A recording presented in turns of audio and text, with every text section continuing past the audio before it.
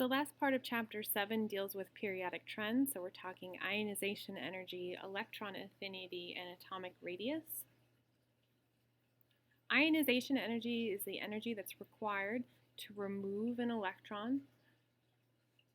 If we have magnesium going to Mg plus its electron, this ionization energy for that is 735 kilojoules per mole.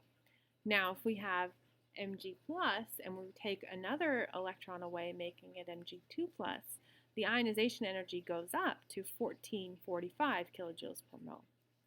Finally, if we were to try to remove another electron from that magnesium, you would see that the ionization energy goes up even higher. That is a pattern with ionization energy. As you remove successive electrons, the ionization energy, the energy required to remove that electron, will go up. Also, the core electrons are bound much more tightly than the valence electrons.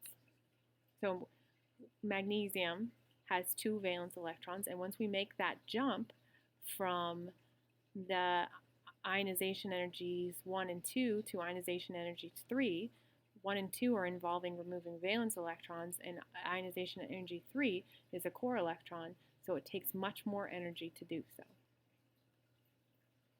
For ionization energy in general, as you go across a period from left to right, the ionization energy will increase.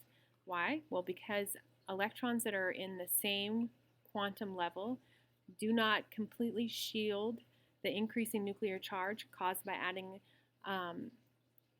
extra protons. So basically what that's saying is that there's still an attraction there between the electrons and the protons, and so it takes a little bit more energy to remove the electron. In addition, as you go down a group from top to bottom, the energy will decrease, and that is because as you get elements that are bigger and bigger and bigger, the electrons are farther and farther away from the nucleus, and that strong force between the protons and the electrons is not able to keep the electrons. The strong force is less, I would say, because the electrons are farther away. It's kind of like, the way to think about it is a magnet, and you take 2 magnets and you put them close together, and you can start to feel that pull the closer the electrons get. It's the same kind of thing with the closer the magnets get, you can feel that pull the closer you get them together. And it's the same kind of thing with protons and electrons. When you have electrons that are close to the nucleus in small elements, those electrons are very tightly bound, but as they get bigger and the electrons get farther and farther away from the nucleus, the attraction force between the positively charged nucleus and the negatively charged electrons gets less. So here is a diagram of the ionization energy, and when we say first ionization energy, that means to remove the first electron for the elements in the first 6 periods. So if I were to ask you to explain why the graph of ionization energy versus atomic number is not linear, what would you say?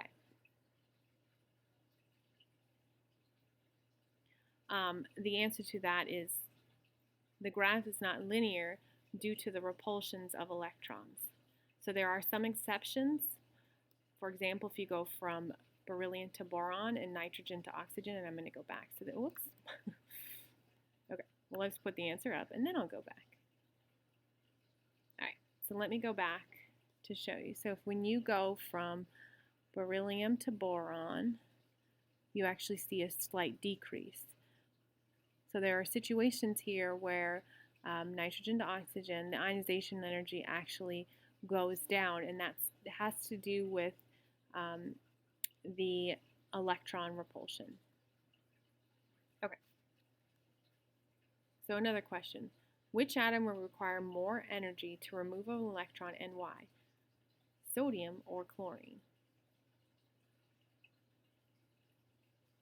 The correct answer is chlorine. Chlorine would require more energy to remove an electron because its electron is more tightly bound due to an increase in the effective nuclear charge. And what that means is the electrons in the chlorine are more tightly bound, they're closer to the nucleus than the electron in sodium. Sodium has 1 electron in its valence shell. It actually makes it much more stable to lose that electron than it would for chlorine, which has 7 electrons in its valence shell, to lose 1. Next up, which atom will require more energy to remove an electron and why? Lithium or cesium?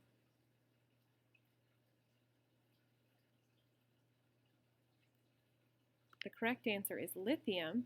Lithium will require more energy to remove its electron because it's much closer to the nucleus. So lithium and cesium are in the same group, which means they have the same number of valence electrons, and that's 1, but that cesium electron is much farther away from the nucleus than the lithium electron. Next question, which will have the larger second ionization energy and why? So now we're looking at lithium or beryllium. So that is the second ionization energy is the energy required to remove the second electron. Correct answer for this one is lithium. Lithium would have a larger second ionization energy because that's a core electron. Remember, lithium has 1 valence electron and beryllium has 2. So beryllium can lose those 2 electrons with relatively little energy. Lithium only having 1 valence electron, when you then go to remove the second electron, we're talking about a core electron. And I told you before that takes much more energy because it's much more attracted to the nucleus. Okay. This is just a table that gives you ionization energies for elements in period 3. And you can see that when you get to those core electrons, so here we have sodium. To remove that first electron, 495 kilojoules per mole. To remove that second electron, which is now a core electron, 4,560. So I can tell you that a common test question can be, giving you a series of ionization energies and asking what you can gain from that. And most often it's how many valence electrons does something have given the ionization energies. Okay, electron affinity is the energy change that's associated with adding an electron. So now we are going from taking one away to adding one. In general, as you go from left to right across a period, the affinities become more negative. And in general, when you go down a group, the electron affinities become more positive. So they're getting more negative as you go from left to right, and more positive as you go down a group. Atomic radius. In general, as you go from left to right across a period, it gets smaller. The reason for this is because the nuclear charge increases, that is the number of protons, the positively charged nucleus. Therefore, the valence electrons are actually pushed closer to the nucleus, which makes the size of the atom smaller. As you go down a group, in general, the atomic radius increases because now we're adding orbitals and these elements are getting much bigger. So here's a visual description of some atomic radii. And what you see is when you go from left to right across a period, they're getting smaller. And again, that's because as the effective nuclear charge increases, that's the number of protons, the electrons are actually pulled closer into the nucleus, so that overall atomic radius gets smaller. But as you go down a group, now we're talking about much bigger size, so they get bigger. Okay, which will be larger, sodium or chlorine? The correct answer for this one is sodium. These electrons are not as tightly held towards the nucleus because it has a smaller effective nuclear charge. Next up, lithium or cesium? Well, it'll be cesium because as you go down a group, it gets bigger. Okay. I clearly forgot to put that out. For this one, which is going to be larger? The hydrogen 1s orbital or the lithium 1s orbital? What do you think? The correct answer is the hydrogen 1s orbital because the electrons are not as tightly bound as the lithium 1s orbital, and that's because the lithium has a higher effective nuclear charge. That is, the more protons it has, the higher positive charge the nucleus is going to have, and that will draw the inner electrons in more closely. Which one then is lower in energy? Correct answer is the lithium 1s orbital, and that is because the electrons are closer to the nucleus. Okay, common questions. Arrange the elements. Here we have oxygen, fluorine, and sulfur according to increasing ionization energy. Pause it, try to do it.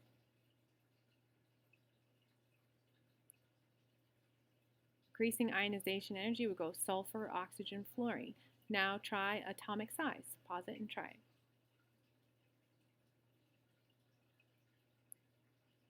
Atomic size would go fluorine, oxygen, sulfur. For ionization energy, it increases as you move up a column and to the right across the period. For atomic radius, it increases as you move left across the period and down a column. Final important notes about the periodic table. It's the number and type of valence electron that determines the atom's chemistry. The valence electrons are the most important. Electron configurations can be determined from the organization of the periodic table. And this you should know, certain groups in the periodic table have special names. And so those names, you got the alkali metals in group 1, alkaline earth in group 2, noble gases all the way down at the other end, and etc. The other thing that's important to note is the basic division of elements in the periodic table is into metals and nonmetals. So we can look at that here. Metals in the second picture in the kind of like dark gray, nonmetals in the pink color, and then you've got metalloids, which have properties of both metals and nonmetals in this sort of, I don't know, is that purple? I don't even know. Finally, the only thing I want to say is alkali metals are, I think, the coolest. If I had to pick, I think I'd be on team alkali metals because they are actually the most chemically reactive of all the metals. They will violently react with nonmetals to form ionic solids. And as you go down a group for these alkali metals, the ionization energy decreases, atomic radius increases, density increases, and the melting and boiling points also decrease. So that little bit may not be as exciting, but if you go to YouTube and look at alkali metal videos reacting with water, you probably see some pretty neat things. And that will do it for Chapter 7.